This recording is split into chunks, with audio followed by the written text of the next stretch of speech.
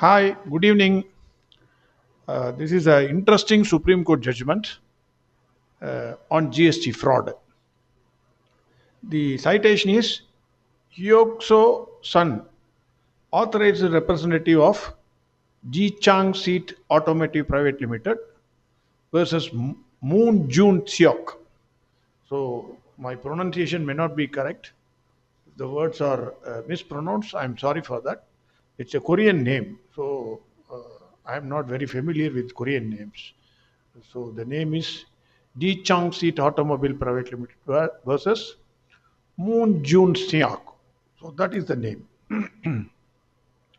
The facts of the case is that the company is carrying on the business of manufacture of seat related equipment for cars of KA make. Kia cars, we are seeing that. The company availed the services of a firm of chartered accountants who is also a financial advisor for, for the company. Over the time, the CFO of that company, hereafter I will call him as the first CFO because there are two CFOs. The subsequent CFO is also there.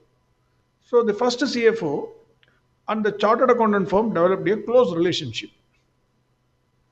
The company was informed by the CA firm that it had wrongly claimed input tax credit to the tune of rupees 9 crores approximately. So the chartered accountant firm advised the company the amount has to be paid immediately to the department. If you don't pay the amount to the department, then the company will face serious consequences. This is what was informed to the company. The FCA firm also informed to the company that the standard practice in India is whatever the tax amount payable to the department, GST department, it should be transferred to the CA firm or the advisor or consultant, and then the CA firm or the consultant will pay that amount to the department. This is the usual procedure in case of foreign companies. That is the advice given by the CFO. Believing that that company transferred an amount of rupees 10 crores uh, through several accounts. Then it came to the Indian company's account, and from there it moved to some other account. Then they finally paid the chartered accountant firm. The subsequent CFO, the second CFO, discovered that money has been debited from company's account, but it was not deposited with the GST department. On coming to the notice of this, the company came to the company understood this. On coming to the notice of this company, the company filed an FIR against the CFO and the first CFO of the company. Trial court took cognizance of the case. The first CFO, the respondent in this case, by name Moon Jun Seok, the first CFO, moved High Court under Section 482 of the Criminal Procedure Code to quash the proceedings against him. The first CFO said that he has been made an accused only based on the statement of some co-accused. So that is the only reason some co-accused said that I have given 1.80 crores to the CFO, to the first CFO. So High Court made an error. It said instead of 1.80 crores, it said 1.8 lakhs. And then based on that, quashed the proceedings against the first CFO. So the company filed an appeal to the Supreme Court. Supreme Court relied on the principles laid down in the state of Haryana versus Bhajan law, which specified seven counters for exercise of power by High Court under Section 482 of Criminal Procedure Code. Supreme Court found that the first CFO, he himself, in his own statement, acknowledged the receipt of money to the tune of 1.80 crores. Even though not directly, but he has acknowledged. Supreme Court was surprised by the fact that the CFO of a company and a chartered accountant firm both readily agreed not to put anything in writing or on paper to formalize their relationship.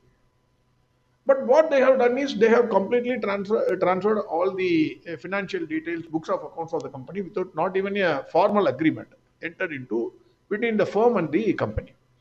The Supreme Court was surprised on this aspect. Then Supreme Court finally said, rule of law has a responsibility to protect the investment of foreign investors. At the same time, Supreme Court said that any person accused of mishandling such funds, he should be fully protected because a person is deemed to be innocent till he is proved guilty.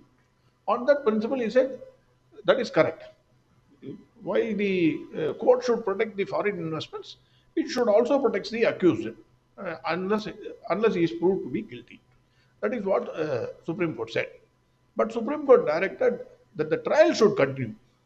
Let the first CFO prove that he is not a corrupt person. He has not received that amount of 1.80 crores, or he is not involved in these murky deals. That is what Supreme Court said. My comments are: world is a money world. Everything is correct as long as you get money. Whatever way you adopt, the way, the method, the thing which you adopt is immaterial. Money, money is the thing.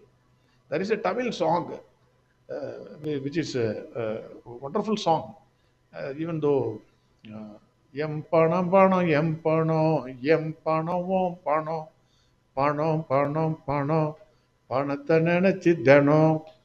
Daily you think about Panam. Panam means money. Always people are thinking about money. That song is a good song, even though it's a, I think Prabhu Deva is the actor there. The second thing is, it cannot be said that all the CFOs and chartered accountants are frauds. Right? No, I'm not saying that. In this case, in this company, the CFO and chartered accountant firm are frauds. But these days, money can be found anywhere, even in the outhouses of powerful people. So that is what I want to say. The third thing is, trust your CFO and CA or consultant, but keep an eye on them. Whenever you pay money, if you deposit the money in the department, give me the receipt. What is there? You are a big company. Anyway, the amount is huge to the tune of 9 crores. What is wrong in asking for the challan, paid tax paid challan? So that is what I want to say. A very interesting judgment. So thank you very much. Have a great evening. Bye.